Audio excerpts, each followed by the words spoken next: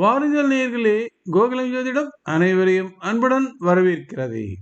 நாம் இன்றைய பதிவில் பார்க்க இருப்பது ராகு ஒரு அட்சய பாத்திரம். ராகு பணத்தினை அள்ளி அள்ளி கொடுத்து கொண்டே இருப்பார்.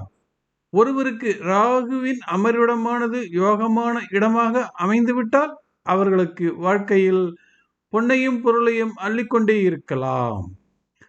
ராகு அமர்ந்த இடத்திலிருந்து வலப்பக்கம் 3 வீடுகளும், இடப்பக்கம் 2 வீடுகளும், அதாவது 5 வீடுகள் ராகுவின் கட்டுப்பாட்டுக்குள் வந்துவிடும்.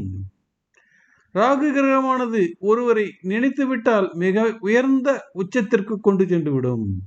கிரகங்கள் ராகுவின் ஒளிக்கற்றினை விரும்பும் ரசிகர் கூட்டம் என்று கூட சொல்லலாம். உலகின் உயர்ந்த பதவியினை வகிக்கும் சுந்தர் பிச்சை பற்றி அவருடைய ஜாதகத்தில் ஆராய்ந்து பார்க்க இருக்கிறோம். அவருடைய ஜாதகத்தில் ராகுவினுடைய யோக பலன்களை இப்பதிவில் பார்க்கலாம்.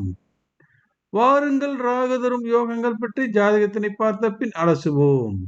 இவர் பிறந்தது சரியான நேரம் கிடைக்கவில்லை என்பதால் லக்னம் குறிப்பிடப்படவில்லை. ஆனாலும் ராகு லக்னம் நமக்கு போதுமானது என்பதால் மகர லக்னம், ராகு லக்னத்தில் ரிஷபத்தில் சுக்கிரன், சனி, மிதுனத்தில் சூரியன், கடகத்தில் செவ்வாய், சந்திரன், புதன், கேது, தனுசுவில் குரு.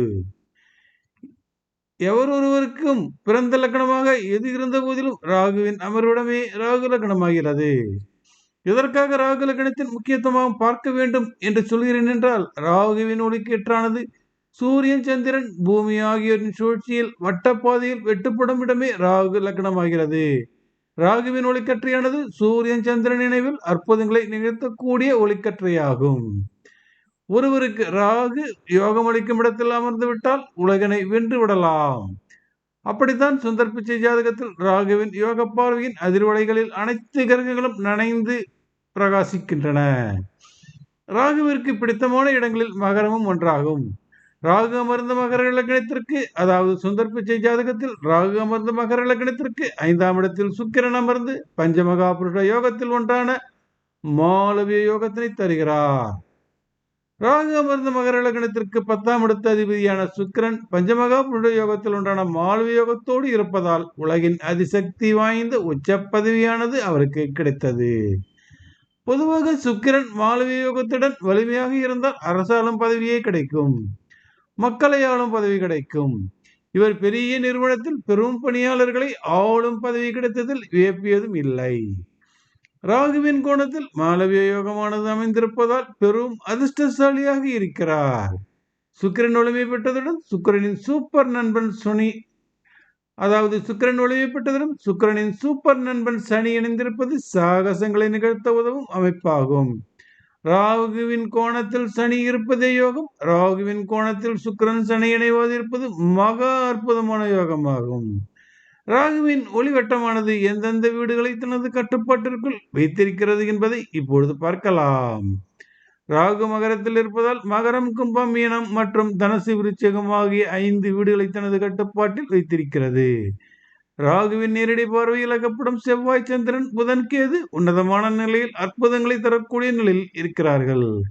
இதனில் குறிப்பிட்டு சொல்ல வேண்டிய யோகம் என்னவென்றால், சந்திரன் செவ்வாய் தரும் சந்திரமங்கல யோகமானது ராகுவின் அதிர்வலையில் வலிமை பெறுகிறது. இந்த அமைப்பானது ராகு 1 இருக்க 7 செவ்வாய், சந்திரன், புதன், கேது ஆகியோர் அமைந்திருக்க வலிமை பெறுகிறார்கள், யோகம் தருகிறார்கள்.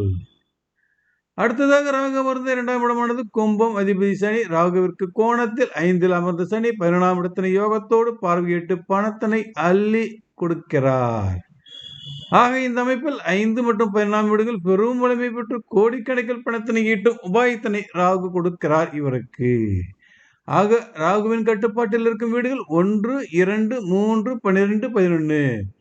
இந்த 5 வீடுகளில் 1 மற்றும் 7 வலிமை பெற்றது, 2 மற்றும் 11ஆம் இடமானது வலிமை பெற்றது. ராகுவின் கட்டுப்பாட்டு வீடுகளில் இதுவரையில் பார்த்த வலிமை பெற்ற வீடுகள் 1, 2, 11 ஆகிய 3 வீடுகளாகும். ராகுவின் கட்டுப்பாட்டு வீடுகளில் யோகம் தரும் வீடுகள் 1, 2, 11 என்று பார்த்தோம் அல்லவா? இந்த 3 வீடுகளை தவிர்த்து மற்ற வீடுகள் 3, 12 ஆகும். ராகுவின் 3ஆம் வீடும் நேர் எதிர்விடன் 9ஆம் வீடும் ஒருவருக்கொருவர் பாதகத்தன்மை என்பதால் இவர்கள் உதவிக்கு வரமாட்டார்கள். எதிர்காலத்தில் இந்த வீடுகள் தொடர்பான பலன்களில் வீழ்ச்சியினை, அதாவது சொத்துக்கள் வழியில் வீழ்ச்சி காண நேரிடும். ராகுவின் 12ஆம் வீட்டுக்கு வருவோம். 6ஆம் வீட்டு சூரியனும் ஒருவருக்கொருவர் பரஸ்பர பார்வையில் இருப்பதால் எதிர்காலத்தில் அரசின் கெடுபிடியால் கடும் விரை செலவுகள் தண்டங்களை எதிர்நோக்க வேண்டியிருக்கும். ஆனாலும் இங்கு சொல்லப்பட்ட எல்லா கிரகங்களிலும் ராகுவின் நேரடியான கட்டுப்பாட்டில் வரும் குரு ராகுவிற்கு 12ல் மறைந்து நின்றாலும் உலகின் அதிநவீன தொழில்நுட்ப எல்லைகளின் உச்சத்தினை தொடுவதற்கு யோகமளிக்கும் கிரகமாக குரு இருக்கிறது. குரு இங்கு விபரீத ராஜயோகத்தினை தருகிறார். குரு ராகு அதிர்வலிகள் சாதனைகளை செய்ய வைக்கும். எவர் ஒருவருக்கு ராகுவின் கோணங்களில் கேந்திரங்களில் கிரகங்கள் வலிமையாக அமைந்துவிட்டால் யோகத்தினை சொல்லி பெறலாம். அப்படித்தான் உங்கள் ஜாதகத்தில் ராகுவின் கோணங்கள் கேந்திரங்கள் பற்றி ஆராய்ந்து பாருங்கள். பல வியப்பூட்டும் பலன்களை நீங்கள் கண்டறியலாம். நன்றி, வணக்கம். மீண்டும் பிறிதொரு பதிவில் சந்திப்போம் நேயர்களே.